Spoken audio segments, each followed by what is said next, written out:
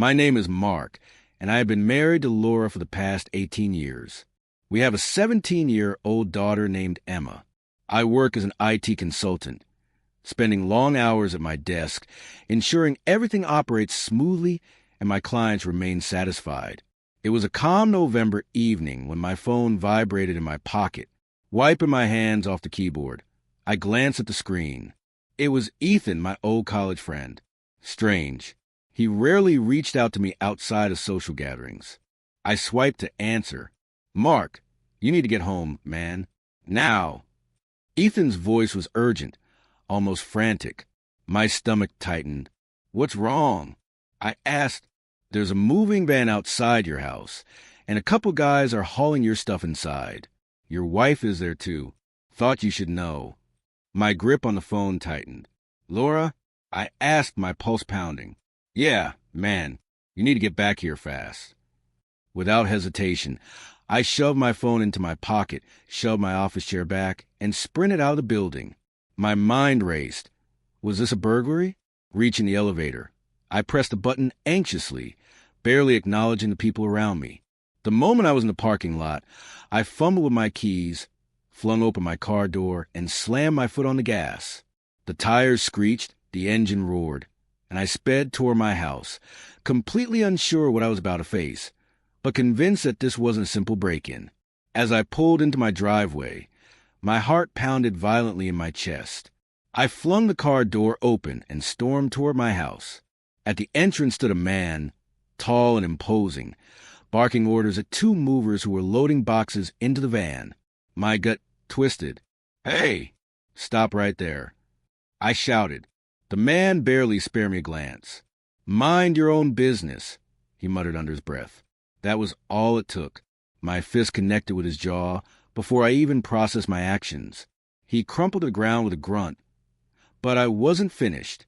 I pounced on him, fists flying, rage seething inside me as I struck him repeatedly. "You think you can steal from me?" I snarled, landing another punch. Another blow. He groaned, attempted to shield his face, but I refused to stop. My heart pounded like a war drum as I yanked my phone from my pocket and dialed 911, speaking through clenched teeth. "There's a man stealing from my home. I've got him restrained." The dispatcher's voice was calm yet firm. "Sir, I need you to step inside and lock the door. Officers are on their way." I scoffed. "I've got this under control." Just then, a piercing scream rang out behind me. "Mark, what the hell are you doing?" I froze. Laura was running toward me, her face drained of color, eyes wide with horror. She dropped to her knees beside the man, hands trembling as she touched his bruised jaw. "Why did you hit him?" she screamed, her voice a mixture of anger and disbelief. "Do you know him?" I snapped, still trying to make sense of the chaos. "Yes," she spat, fury blazing in her eyes. "He's my ex, Ryan." A cold wave of shock washed over me. "What?" That was all I could manage before I drove my foot into Ryan's gut, making him writhe in agony. "You're my wife," I growled, my voice thick with fury. "And you have an ex?" I kicked him again, rage surging through me. "You've been lying to me?" Laura shrieked. "Stop it, Mark. Stop." But I wasn't done. "What's this man doing here?" I demanded, turning toward the moving truck. Ryan groaned beneath me, still cradling himself, but remained silent. Out of sheer frustration, I kicked him once more. The two movers stood by the truck, arms crossed, smirks playing on their faces as they watched the chaos unfold. Their amusement only fueled my fury. Suddenly, the wail of sirens filled the air, and two police cruisers screeched to a halt. Officers stepped out, their hands resting on their holsters as they took in the scene. Me standing over a battered man, Laura kneeling beside him, and the movers watching like spectators. One officer, broad-shouldered and stern, strode toward me, placing a firm hand on my chest, gently guiding me away. "Ryan, step back, sir," officer ordered. I didn't argue but took a step back, my fist still clenched. "I'm the one who called," I said, my voice tight with frustration. "My neighbor contacted me, saying movers were at my house taking my belongings."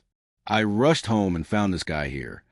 The officer raised an eyebrow, glancing at Laura, who was still kneeling beside Ryan. "Ma'am," he said, his voice cold yet firm. "What's going on here?" Laura looked up at him, her face flushed with a mix of guilt and anger. "This is Ryan," she said, her voice trembling. "He's my ex. We've been in contact. I'm leaving Mark for him. I'm taking my half of the furniture." The officer's gaze shifted back to me. "Did you inform your husband that you were leaving?" he asked sharply. Laura hesitated before turning to me with a defiant glare. "No," she said flatly. The officer sighed, pinching the bridge of his nose in frustration. "Ma'am, to take any of this furniture, you need to file for divorce first. You need a legal order to divide the assets. Right now, this is theft." Laura's face went pale. "You're not taking anything," the officer continued firmly. "Put everything back. You can leave with just your clothes. The rest stays." The movers exchanged glances before reluctantly beginning to unload the van, returning the items inside. "Are you still planning to take everything?" the officer asked, his patience thinning. "You have no legal claim to it." Laura shot me a hateful look. "You need to leave," she snarled. "I'm staying here. This is my house." I replied, my jaw clenched. "This house is in my name, and you have no rights to it," I said, my voice cold. Laura's face twisted with fury, but the officer stepped in. "Ma'am, you can't just take it.